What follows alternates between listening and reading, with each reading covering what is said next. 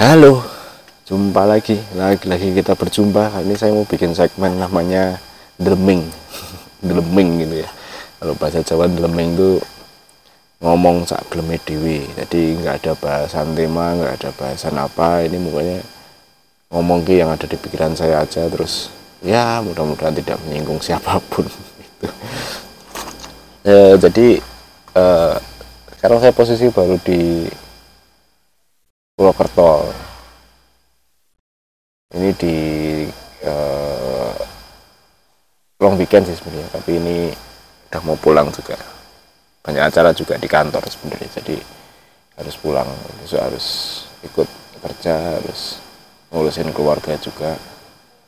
Tapi ini kita sempatkan untuk ya jalan mencari ke suasana lain gitu. Kalau kata Faridnya festivalis itu tiada lagi aroma, tidak kan ada aroma selain ancam, khawatir dan tergesa-gesa. Nah ini kita coba untuk menghindari itu. Oke, apa ngomong ke apa ya itu lagi. Jadi ini kayaknya ya maaf ya karena di hutan juga sini. Kebetulan kerjaan saya kan pegawai negeri dan di dunia pariwisata, ternyata ketika kita dapat hari libur itu justru malah rame-ramenya kerjaan gitu. Jadi mungkin falsafah yang benar dari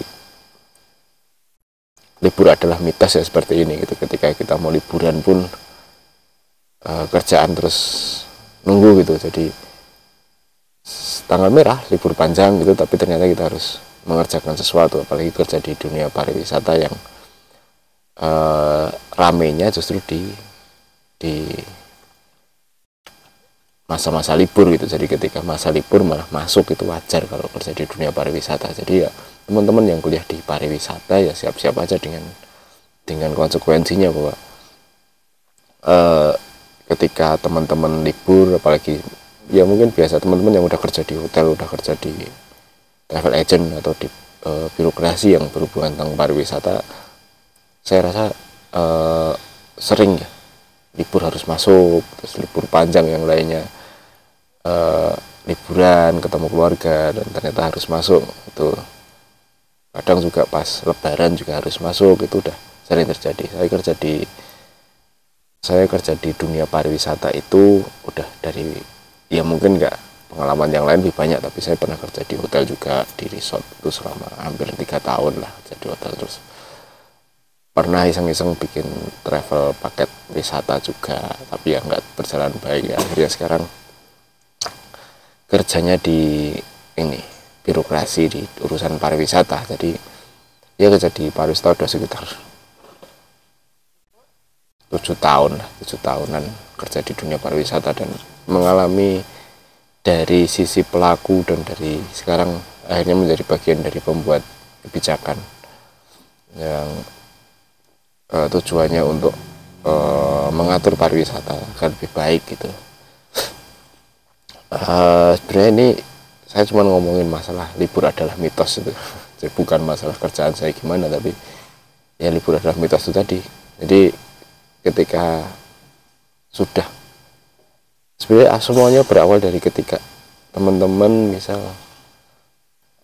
masuk kuliah atau ngambil ilmu, memutuskan untuk kuliah di sekolah pariwisata gitu. Sekolah pariwisata itu pasti ya, pertama kali saya kuliah itu agak aneh karena saya terbiasa kerja dulu pakai celana pendek, terus kerjaan bebas mau ngapain gitu. Tapi ternyata setelah masuk di kampus pariwisata pun ya akhirnya harus seragaman atas bawah, pakai dasi dan sebagainya. Jadi itu sebenarnya ketika teman-teman mulai memutuskan untuk masuk di sekolah pariwisata itu udah mulai harus mengorbankan waktu dan egonya untuk mengabdi di pariwisata sebenarnya. Termasuk dulu saya nggak punya pikiran ketika saya harus kerja di birokrasi harus seragam, harus melayani orang dengan baik gitu. dulu pas masa kerja di hotel juga ketemunya kan di hotel itu kan pasti seragam, nggak mungkin nggak, terus harus rapi. Harus, bahkan di hotel kan teman-teman pasti tahu lah, nggak boleh jenggotan kayak saya ini, terus kumisan juga harus rapi terus, itu pasti ada aturan lah ketika di hotel gitu kan. Terus rambut juga harus rapi terus, itu seragaman pasti. eh, karena yang dijual adalah looknya dulu, kalau istilah keramah tamahnya dulu yang diperlihatkan, jadi harus tetap berpenampilan baik menurut saya gitu. Jadi pada akhirnya di kerja di dunia pariwisata memang harus mengorbankan diri ketika ada misal teman-temannya itu deh, libur adalah mitos tadi, itu falsafah yang pas ketika Anda bekerja di dunia pariwisata kayak saya gitu, yang nanti pas libur pun, saat liburan pun pasti ya diteror kerjaan tuh biasanya sering gitu, biasanya sering ada gitu. Nah, jadi sebenarnya itu tidak hanya berlaku di dunia pariwisata aja gitu, teman-teman yang kerja di sektor lain pasti juga merasakan hal yang sama, karena apalagi masih posisi sebagai sebagai staf bawahan gitu, ya mungkin sebagai atasan bos, pejabat pun pasti juga malah waktu liburnya malah semakin sedikit gitu loh. Dan ketika mengambil posisi libur atau cuti pun pasti nggak akan serta merta untuk bisa lepas dari dunia kerjanya gitu. Ya saya rasa akhirnya ya disempat-sempatnya untuk berlibur gitu, apalagi udah punya keluarga, punya anak, pasti kan sering janjiin keluarganya ayo kita liburan kemana gitu. Tapi ya kalau nggak gitu nggak bisa liburan juga, atau disempat-sempatnya ketika ada tugas luar diikutkan gitu-gitu aja. Tapi bagaimana kita mensikapi aja sih sebenarnya, ketika kita menikmati pekerjaan kita ya pasti kita have fun kok. Tapi kalau kita bekerja di bawah tekanan yang ya sebenarnya di bawah tekanan yang berlebih, pasti juga ya walaupun liburan pun pasti akan pikiran gitu. Dan